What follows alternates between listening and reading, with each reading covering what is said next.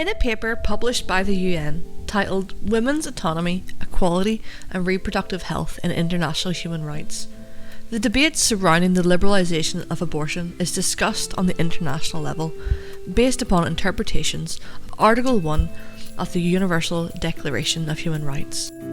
All human beings are born free and equal in dignity and rights. They are endowed with reason and conscience and should act towards one another in a spirit of brotherhood. In 1948, the Universal Declaration of Human Rights and later the International Covenant on Civil and Political Rights both declared that human rights are afforded to those who have been born. This interpretation of the UDHR led to the liberalisation of abortion laws across the world. Quote, "This liberalisation reflects the understanding that personhood is not established until birth." The authors of this UN paper state that there can be no contestation between those who have beliefs about the rights of unborn children and the women who wish to have an abortion. They state that the unborn is nothing more than a possible future person, and cite the Colombian court's decision in 2006 to liberalise abortion laws.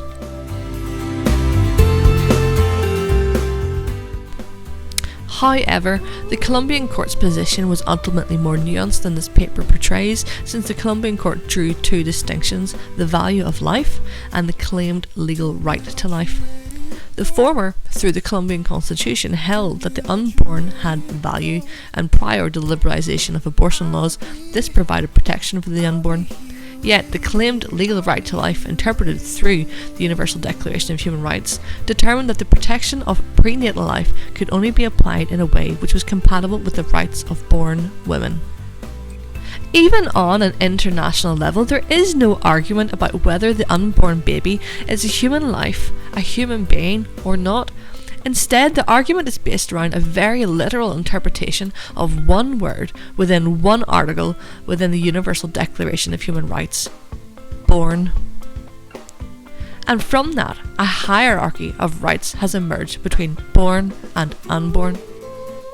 It is also determined via an abstract, unscientific, legal interpretation of what is personhood, which is entrenched within pro-choice ideology, which isn't held consistently across society.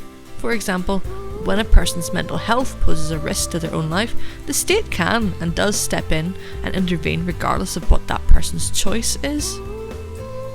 The state suspends people's freedoms when they are a danger to their own life, rightly so.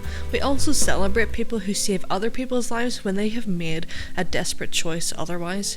And finally, when a person is a risk to other people's lives, our laws ensure that freedoms are suspended to protect the innocent. If the Universal Declaration of Human Rights was rewritten, a very different interpretation would be gleaned. All human beings are free and equal in dignity and rights. Overtly literal interpretations of this article should be criticised. What if freedom and equality were conditional upon the endowment of reason? Any parents with toddlers can agree that this would not be a very good idea. The current interpretation of this article has led to the death of millions of unborn children, or possible future persons, whose lives have left an echo across our world. It raises a question which needs to be answered in regards to human freedom. If human freedoms are only conferred at birth, does this mean that we are all, born or unborn, conceived into slavery? Today we know that slavery didn't end at abolition. Instead, it changed, and today millions of people are victims of modern day slavery, which affects people of all ages, sexes, races, nationalities and religion. We also now have a category of human beings who, thanks to pro-choice interpretations of Article 1 of the Universal Declaration of Human Rights, are not free, they are also slaves. As Christians, we can acknowledge that yes, we are all born into slavery, but Christ came to bring an end to slavery. He spoke these words from the prophet Isaiah: "The Spirit of the Lord is upon me, because He has anointed me to preach the gospel to the poor. He has sent me to heal the brokenhearted, to proclaim liberty to the captives and recovery of sight to the blind, and to set at liberty those who are oppressed."